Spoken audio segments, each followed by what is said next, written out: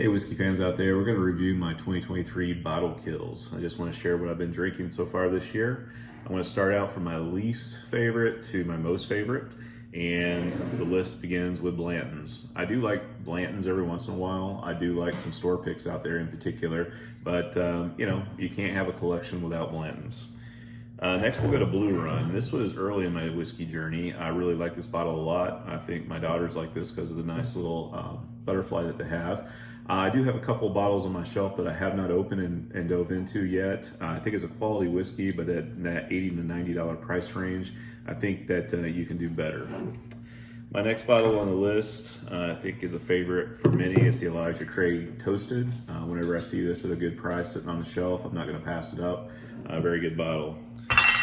Then we go over here to Maker's Mark Cask Strength. I enjoy this bottle a lot, and I have moved on to the Maker's Mark Cask Strength 46, the French Oak series, and so probably going to be a replacement with that from now on. And then Michter's, this is where my journey began. I love the products they put out. I'm particularly fond of the barrel strength bourbon. Would like to get my hands on some toasted, but haven't been able to do so yet. Then we'll move over to another Buffalo Trace product, Eagle Rare. I think this is a great quality product, 10-year, if you can get it at the $40 price range. Secondary is only around 50, so I mean, that's not bad, so I would pay 50 for it. Then moving right along, Penelope, very good. I do have all of the Architects that they've released. I don't know if they've gone beyond 6, but those are hit and miss, but I think the barrel strength is very consistent. It's a very delicious bottle. Remus, coming from the same distillery. This is Ross and Squibb. Now you know that Penelope was also purchased by them. I think some of their store picks can be spectacular, some can be meh, but I like this one in particular. This came from Royal Inn. I did get a backup, so I was very happy about that.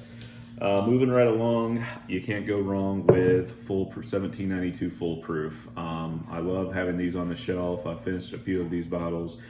This is just a standard one, but store picks are great as well. Moving on, our group down at the Big Bourbon Club out of Louisville, we had an opportunity to go down to Danville, Kentucky, and my wife and I were on the pick team, and we picked this particular bottle. It's very delicious.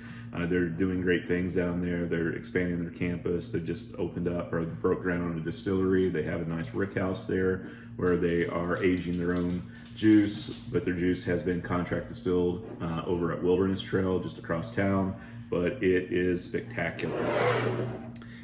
And we'll move over to one that was just killed, and this is Peerless Rum Finish Barrel. This is just one of my favorite rum finish that I could speak of. I like everything from Peerless, but this one is particularly fun. This I've got multiples of. This is Jack Daniel's, their barrel strength single barrel, and what can you say more? Anything in this shape of a bottle I think is going to be spectacular.